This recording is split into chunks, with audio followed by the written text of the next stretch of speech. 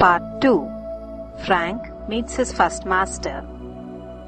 About 3 months ago, I met in my sleep a great man.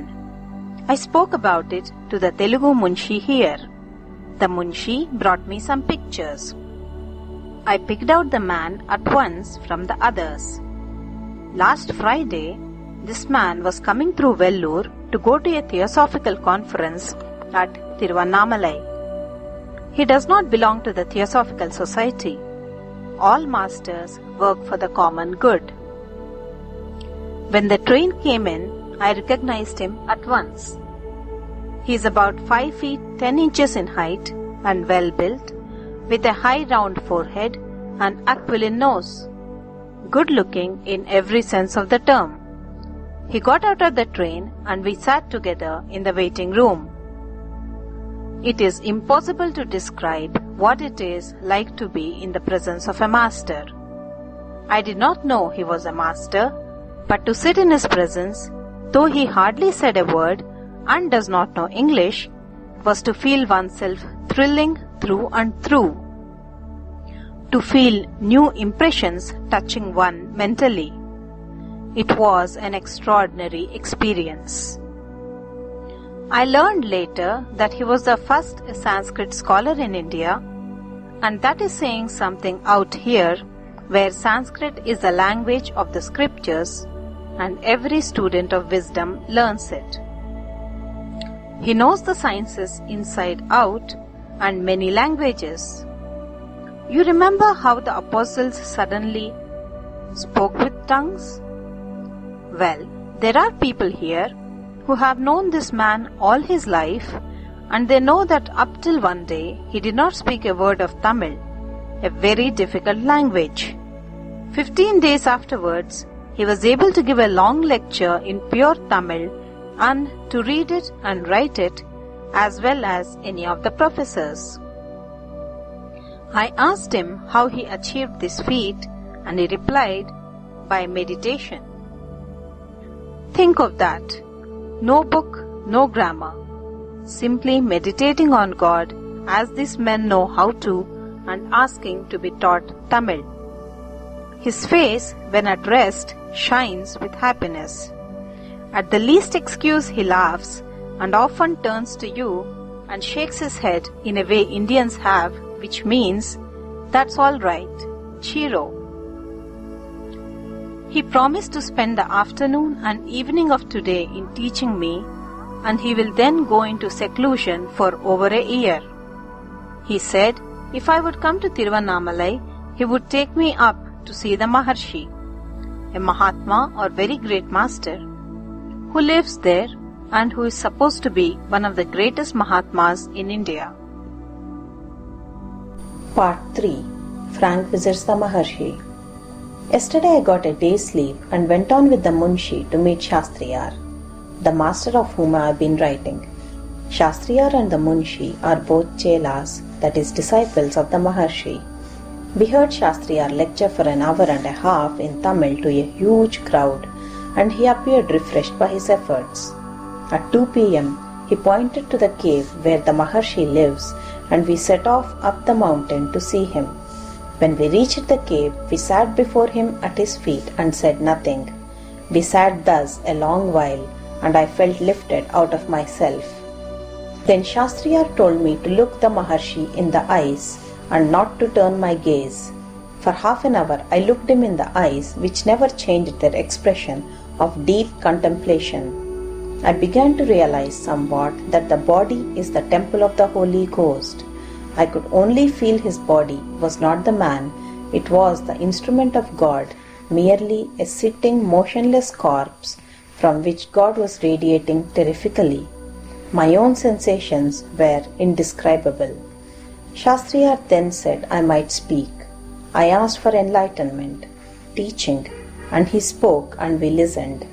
In a few sentences of broken English and in Telugu, he conveyed worlds of meaning and taught me direct, which he seldom does, and made me his chela. Not of course such a one as the Shastriyar, his own very special chela, but as one of the many that great masters have. The most touching sight was the number of tiny children up to about 7 years of age who climbed the mountain all on their own to come and sit near the Maharshi, even though he may not speak a word or hardly look at them for days together. They do not play, but just sit quietly there in perfect contentment. He is a man beyond description in his expression of dignity, gentleness, self-control and calm strength of conviction. Part 4. Frank's second visit to the Maharshi. I went by motor and climbed up to the cave. He smiled when he saw me, but was not the least surprised. Before he had sat down, he had asked me a question, private to myself, of which he knew, showing that he recognized me. Everyone who comes to him is open as a book, and a single glance suffices to reveal its contents. You have not yet had any food and are hungry. I admitted that it was so. He immediately called to a chela to bring me food, rice, ghee, fruit, etc., eaten with the fingers as natives do not use spoons. Though I have practiced eating this way, I lack dexterity, so he gave me a coconut spoon to eat with, smiling and talking between whiles. You can imagine nothing more beautiful than his smile. I had coconut milk to drink, white like cow's milk and delicious, to which he had himself added sugar. When I had finished, I was still hungry, and he knew it and ordered more. He knew everything, and when others pressed me to eat fruit, when I had had enough, he stopped them at once. I had to apologize for my way of drinking. He only said, "Never mind." Natives are particular about this. They never sip nor touch the vessel with their lips, but pour the liquid straight in. Thus many can drink from the same cup without fear of infection. While I was eating, he was relating my past history to the others, and accurately too. Yet he had seen me but once before, and many hundreds in between. He simply turned on clairvoyance, as we would refer to an encyclopedia. I sat for about 3 hours listening to his teaching. He had been shown a book, printed from a manuscript given to me by Mrs. R.W.D. Nankivel, to get his opinion about it. He praised it highly and quoted from it. I heard that on one occasion, when a chela asked him a question, he picked up the book, pointed to a passage in it and said, "There is your answer." Later on, I was thirsty, for it had been a hot ride, but I would not have shown it for worlds. Yet he knew, and told a chela to make me some lemonade. At last I had to go, so bored as we do, and went outside the cave to put on my boots. He came outside too, and said I might come to see him again. Part 5. Fearlessness and a sense of security engendered by contact with the Master.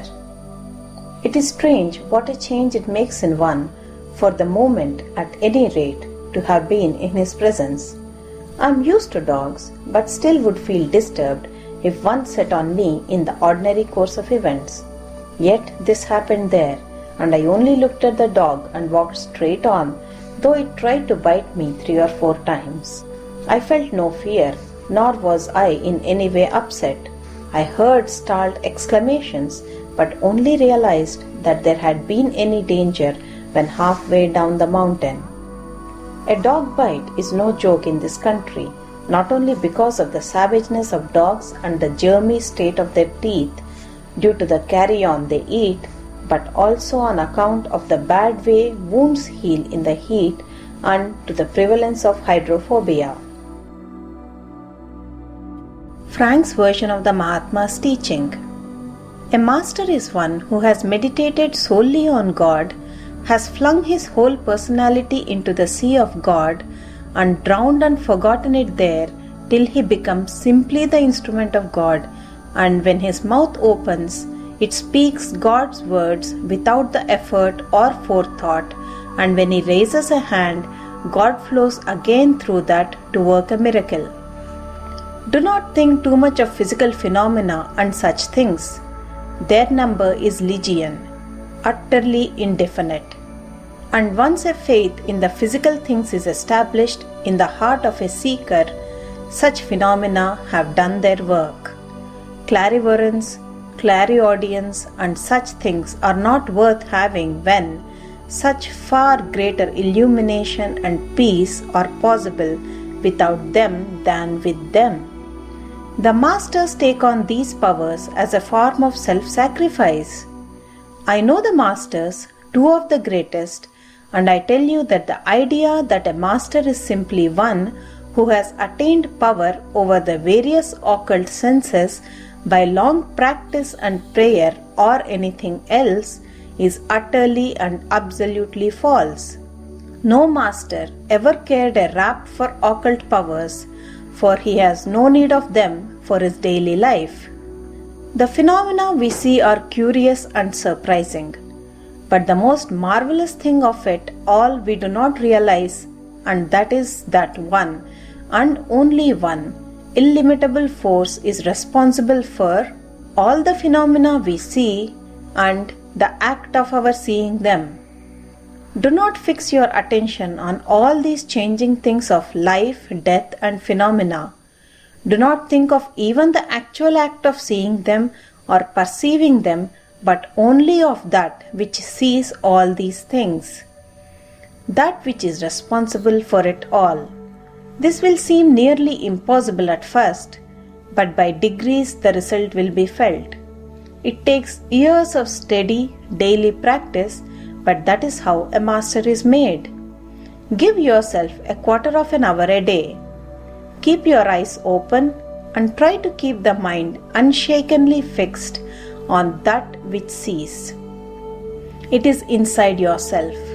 Do not expect to find that is something definite on which the mind can be fixed easily. It will not be so. Though it takes years to find that, the results of this concentration will soon show themselves in 4 or 5 months' time, in all sorts of unconscious clairvoyance, in peace of mind, in power to deal with troubles, in power all around, always unconscious power. I have given you this teaching in the same words as the Master give it to their intimate chelas. From now onwards, let your whole thought in meditation be not on the act of seeing, nor on what you see, but immovably on that which sees.